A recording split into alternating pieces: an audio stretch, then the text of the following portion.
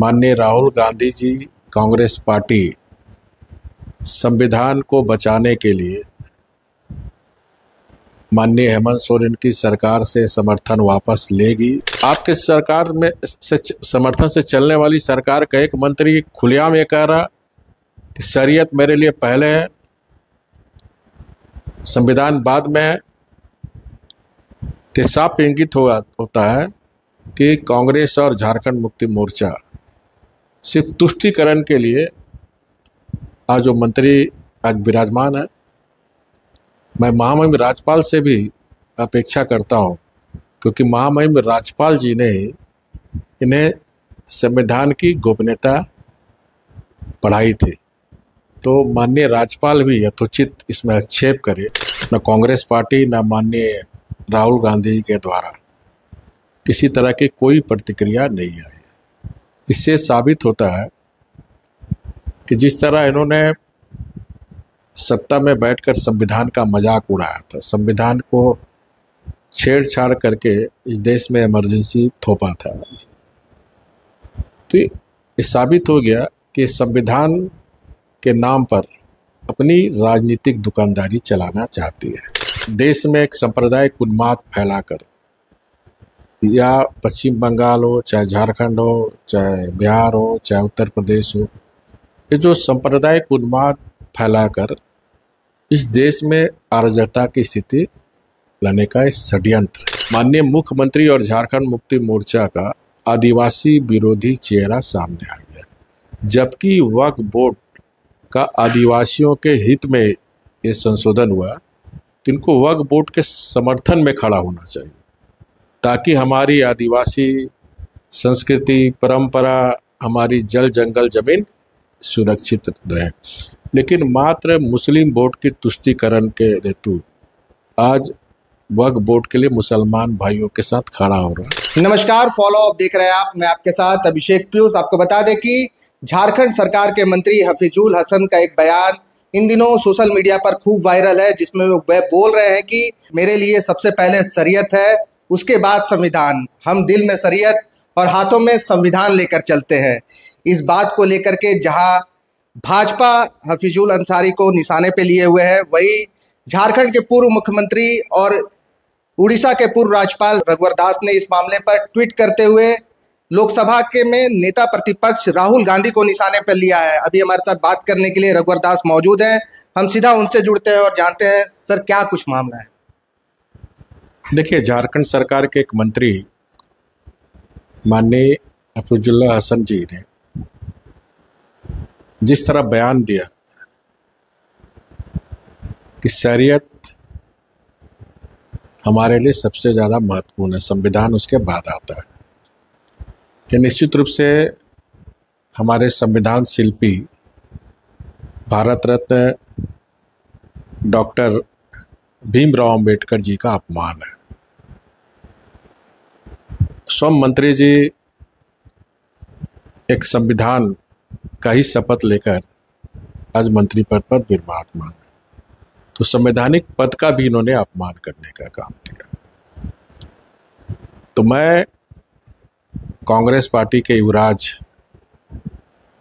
नेता माननीय राहुल गांधी जी से पूछना चाहता हूं कि आप लोकसभा के चुनाव से ही देश भर में संविधान का लाल कॉपी लेकर जो जनता को भ्रमित करने का काम कर रहे हैं, तो आज जो झारखंड में आपके समर्थन से चलने वाली सरकार के एक मंत्री ने संविधान का अपमान करने का काम किया, तो क्या माननीय राहुल गांधी जी कांग्रेस पार्टी संविधान को बचाने के लिए माननीय हेमंत सोरेन की सरकार से समर्थन वापस लेगी? अगर समर्थन वापस लेती है तब समझ में बात कुछ आएगी कि संविधान के प्रति ये कितने अपने को प्रतिबद्ध दिखाते हैं। लेकिन आज 3 दिन हो गए, न कांग्रेस पार्टी न माननीय राहुल गांधी के द्वारा किसी तरह की कोई प्रतिक्रिया नहीं आई। इससे साबित होता है कि जिस तरह इन्होंने सत्ता में बैठकर संविधान का मजाक उड़ाया था, संविधान को छेड़छाड़ करके इस देश में इमरजेंसी थोपा था, तो ये साबित हो गया कि संविधान के नाम पर अपनी राजनीतिक दुकानदारी चलाना चाहती है। अगर आप सही मामले में संविधान को बचाने के लिए लोग को आह्वान कर रहे हैं तो कथनी और करने में अंतर नहीं होनी चाहिए। तो आपको सर्वप्रथम इस सरकार से समर्थन वापस लेकर आप ये बताते हैं कि हम सही मामले में संविधान को बचाने के लिए जनता से अपील कर रहे हैं, ना कि सिर्फ ढकोसलाबाजी कर रहे हैं। और ये भी साबित हो गया सत्ता के लिए नहीं, संविधान विधान से कोई मतलब नहीं है। सर, रघुवर दास इस पे क्या चाहते हैं और आगे भाजपा की क्या रणनीति होगी? नहीं, मेरी तो बस राहुल गांधी से यही मांग है कि आप संविधान के नाम पर देश को गुमराह करना छोड़े। अब आपके सरकार में से समर्थन से चलने वाली सरकार का एक मंत्री खुलेआम ये कह रहा कि शरीयत मेरे लिए पहले है, संविधान बाद में है।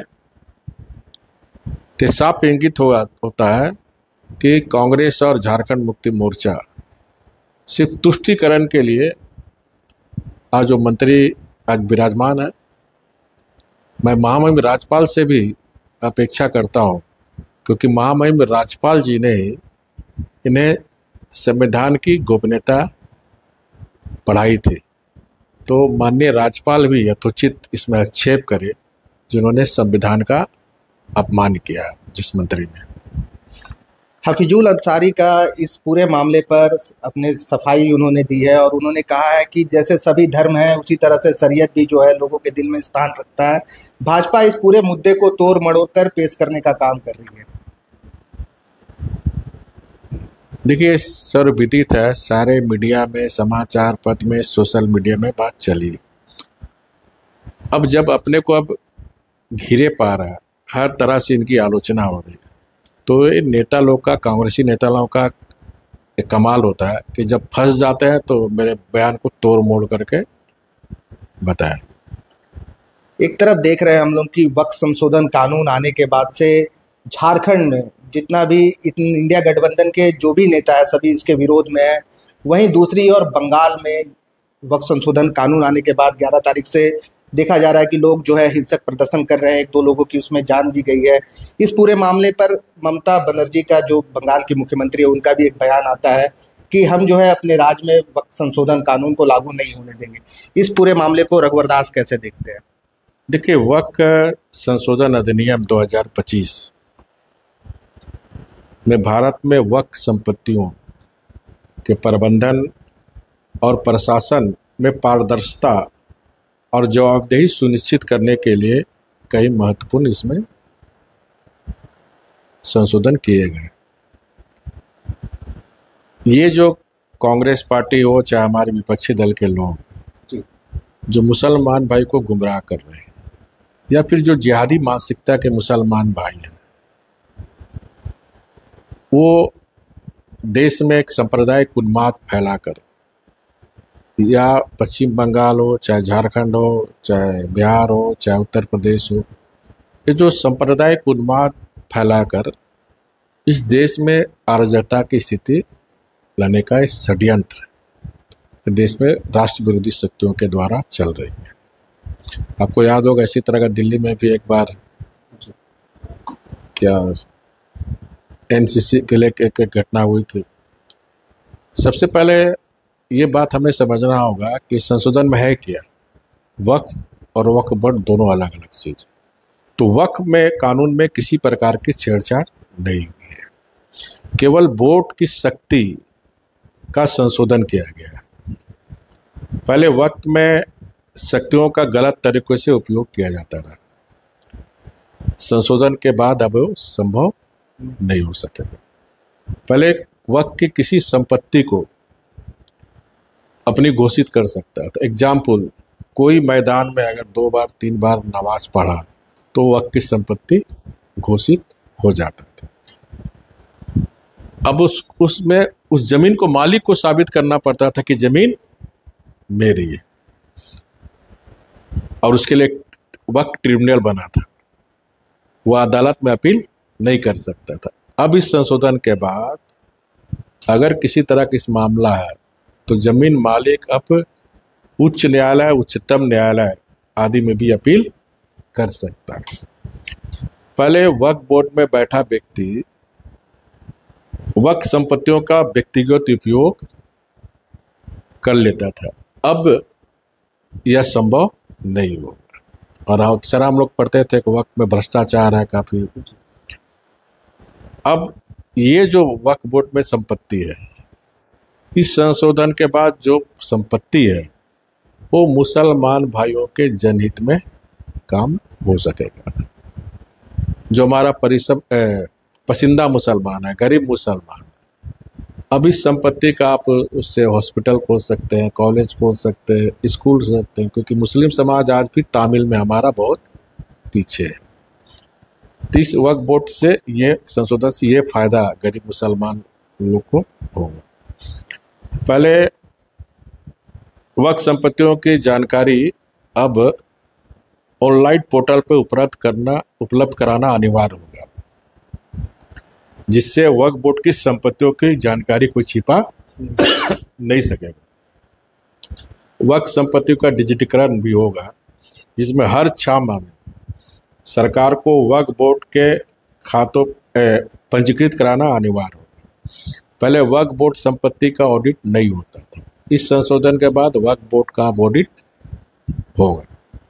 उसी तरह वक्फ बोर्ड में जिन गैर मुस्लिम सदस्यों को रखा जाएगा, उनका काम धार्मिक क्रियाकलाप से कोई संबंध नहीं रहेगा। वक्फ में जो है वो धार्मिक कार्यक्रम करे, उसमें गैर मुसलमान नहीं रहेंगे। वे सिर्फ जो वक्फ बोर्ड में है वो सिर्फ ये सुनिश्चित करेंगे जो दान से संबंधित मामलों का प्रशासन नियम के अनुरूप हो रहा कि नहीं है। वक्फ ट्रस्ट में कोई भी गैर मुस्लिम नहीं रहेगा। वक्फ जो ट्रस्ट बनेगा उसमें कोई गैर मुस्लिम नहीं रहेगा। केवल वक्फ बोर्ड में गैर मुस्लिम को शामिल करने का प्रावधान किया। जहाँ तक झारखंड के संदर्भ में हम देखें और देश के संदर्भ में, तो देश में 2013 में, क्योंकि 2014 में लोकसभा का चुनाव था, केंद्र में उस समय सरकार थी कांग्रेस की, तो कांग्रेस की सरकार ने उस समय संशोधन किया था। उस समय 2013 में देश में वक्फ बोर्ड की संपत्ति थी 18 लाख एकड़ भूमि, और संशोधन के बाद आज वक्फ समिति के पास असीमित अधिकार उसमें किए गए। इसका लाभ उठाते हुए वक्फ बोर्ड 11 वर्षों में 21 लाख एकड़ और भूमि जोड़ी गई, यानी आज देश में 39 लाख एकड़ भूमि वक्फ के पास है। इसी संशोधन को निरस्त करने के लिए 2025 में नया विधेयक लाया गया। जहाँ तक झारखंड के संदर्भ में, झारखंड में जो मैंने गूगल में देखा तो लगभग 2000 एकड़ जमीन वक्फ की संपत्ति है। पहले के वक्फ कानून के तहत आदिवासी की जमीन पर भी वक्फ दावा करता रहा, लेकिन अब वह संभव नहीं होगा। इसके साथ ही पहले हड़पी गई जमीन के लिए भी वापसी के लिए दावा किया जा सकेगा। जैसे आप देखिए, हमारा 112 जिला शेड्यूल ब्लॉक है, तो उस सब में भी आप देखिए कहीं मजार बन गया, कहीं 2 बार दो बार आपका नमाज पढ़ा तो वक्फ बोर्ड के उसको सर्टिफिकेट मिल जाता था। तो आदिवासियों की जहाँ जहाँ जमीन में मजार बना, मस्जिद बना या मदरसा बना, अब इस एक कानून पालन होने से वो जमीन को वापस किया जा सके, और इससे आदिवासियों की जमीन सुरक्षित रहे। तो मेरा माननीय हेमंत सोरेन सरकार जी से, जो उन्होंने कल 2 दिवसीय बिल आपके 2 दिवसीय अधिवेशन में जो प्रस्ताव पास किए, उन्होंने वक्फ बोर्ड के विरोध में प्रस्ताव पास किया। तो माननीय मुख्यमंत्री और झारखंड मुक्ति मोर्चा का आदिवासी विरोधी चेहरा सामने आ गया, जबकि वक्फ बोर्ड का आदिवासियों के हित में ये संशोधन हुआ, तो इनको वक्फ बोर्ड के समर्थन में खड़ा होना चाहिए ताकि हमारी आदिवासी संस्कृति, परंपरा, हमारी जल जंगल जमीन सुरक्षित रहे। लेकिन मात्र मुस्लिम बोर्ड की तुष्टीकरण के हेतु आज वक्फ बोर्ड के लिए मुसलमान भाइयों के साथ खड़ा हो रहा है, पर इस पर इन्हें आदिवासियों के पक्ष में खड़ा होना चाहिए। तो मेरी सरकार से मांग है कि अब तक जितनी हड़पी गई आदिवासी जमीन को वापस लिया जाए और उनकी असली रैयत को दी जाए। इसके अलावा जिस सरकारी ज़मीन, क्योंकि सरकारी ज़मीन में भी काफ़ी आपके वक्फ संपत्ति बनाकर मस्जिद, मदरसा आदि बना दिया गया है, उन पर उनको भी वापस लिया जाए। अब जमशेदपुर में देखिए आम बगान का मैदान में, तो इस तरह झारखंड में खासकर गोड्डा में इस तरह की ज़्यादा मदरसा का निर्माण,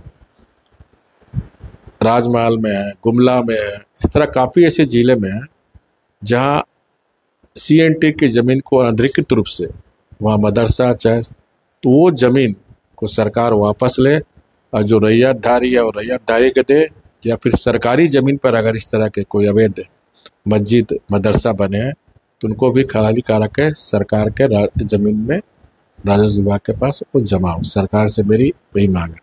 जहाँ तक पश्चिम बंगाल की बात है, पश्चिम बंगाल में जब से ममता बनर्जी की सरकार जो अवैध घुसपैठियों के सामने सरेंडर होकर जो झारखंड बंगाल के मूलवासी जो हमारे बंगाली समाज, बंग समाज है, चाहे आदिवासी समाज, उन पर लगातार अत्याचार हो रहा है।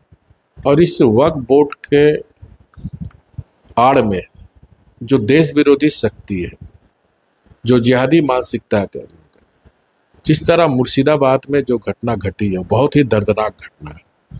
आज ही सुबह मेरे पाकुड़ से हमारे कुछ कार्यकर्ताओं ने फ़ोन किया, क्योंकि मुर्शिदाबाद और पाकुड़ सटा हुआ जिला है, तो वहाँ जो हिंदुओं पर अत्याचार अवैध घुसपैठियों के द्वारा वो सब भाग के पाकुड़ आया। तो बोला सर हम लोग सबको यहाँ ठहराने का व्यवस्था कर रहे हैं। तो इस तरह की जब घटना घट रही है तो निश्चित रूप से लगता है, क्योंकि मुर्शिदाबाद में पुलिस के सामने पुलिस की जीप जला दे जा रही है, दिन दिहाड़े वहाँ हत्या हो रही, वीडियो भी उसका पूरे देश में चल रहा है, तो हमें लगता है कि उस राज्य में अराजकता की स्थिति उत्पन्न हो गई है और शासन गवर्नेंस नाम की वहाँ चीज़ नहीं है। तो महामहिम राज्यपाल जी से मेरी अपील होगी पश्चिम बंगाल के, कि वहाँ की स्थिति को देखते हुए केंद्र सरकार को अनुशंसा करे कि पश्चिम बंगाल में राष्ट्रपति शासन लगाया जाए ताकि कानून का शासन स्थापित हो और वहाँ के जो हमारे पूर्वज वर्षों से जो बंग समाज, अदर समाज जो मूलवासी हुआ निवास कर रहे हैं वो सुरक्षित रह सके और अवैध घुसपैठी जिहादी मानसिकताओं का मनोबल तोड़ने का काम हो। झारखंड में इंडिया गठबंधन के जो नेता है जो वक्फ कानून का विरोध कर रहे हैं, इनका साफ तौर पर कहना है कि इसके संशोधन की मांग जो है ना आदिवासियों के द्वारा की गई थी, ना मुस्लिम समुदाय के द्वारा की गई थी, फिर किसके पक्ष में जाकर के केंद्र ने ये फैसला लिया है? सवाल तो यहाँ, तो सवाल देखिए, देश पहले है, तो देश को हित में रखकर कोई भी, चाहे यूपीए की सरकार केंद्र में रही, चाहे मोदी जी की सरकार हो, चाहे बीजेपी की सरकार, देश हित में कानून बनते हैं और जो ये कानून वक्फ बोर्ड का कानून, ये बाध्यता है हर राज्य में लागू होगी। किसी एक मंत्री संतरी के बोलने से लागू नहीं होने देंगे, हर हाल में कानून लागू होगी। दूसरा, जहाँ तक बात है तो मैं माननीय मुख्यमंत्री और जीवन के लोग से पूछते हूँ, जहाँ झारखंड में शराब, जो हमारे आदरणीय गुरु जी का जो आंदोलन था वो शराब और साहूकार को लेकर था। हमारी जब सरकार थी हमने शराब की दुकान कम की थी स्कूल, कॉलेज, आदिवासी क्षेत्र में, क्योंकि हमारी झारखंड की महिलाएं शराब से परेशान थे। मैं 2 दिन पहले ही टाटा सिल्वी में चौपाल लगाया था, जिसमें मुंडा और महतो समाज की ज़्यादा महिला लोग थे। वो लोग हमसे कहने लगे शराब सर बंद कराइए। तो अब ये बढ़ा है, शराब में 70% वैट कम कर दिया, दुकान की बढ़ा दिया। कौन झारखंड वासी ने कहा था शराब की दुकान बढ़ाओ? किस झारखंडियों ने कहा था कि वैट को कम कर दो? किसने कहा था? तो ये चाहते हैं कि पूरा झारखंडी आदिवासी समाज हमारा नशा में डूबा रहे, हमारी बहनें विधवा होते रहे, उसकी सोचने समझने की शक्ति खत्म हो जाए और हम जल जंगल जमीन को लूटते रहे जिस तरह 5 साल से लूट रहे हैं। गोल, जहां 27 वर्षों के सफर में 17,000 से भी अधिक छात्रों ने डॉक्टर एवं इंजीनियर बनकर भरे सफलता की ऊंची उड़ान, जहां साधारण छात्र भी झारखंड टॉपर्स बनकर बना रहे इतिहास। दूरदर्शी शिक्षाविद श्री विपिन सिंह के मार्गदर्शन में मेडिकल एवं इंजीनियरिंग के लाखों छात्रों के लिए आशा की किरण के रूप में गोल, नेशंस लीडिंग इंस्टीट्यूट। बायोम सिर्फ मेडिकल प्रिपरेशन का संस्थान। बायोम से लगातार दूसरी बार नीट यूजी में 700 मार्क्स पार। 10th पास स्टूडेंट्स के लिए फाउंडेशन कोर्स, 11th पास स्टूडेंट्स के लिए फ्रेशर कोर्स और 12th पास स्टूडेंट्स के लिए टारगेट कोर्स 17 अप्रैल से शुरू हो रहे हैं। कॉल 7360066190 और visit Biome, circular road near women's college and Hinoo, Ranchi. thefollowup.in. Like, share and subscribe. www.thefollowup.in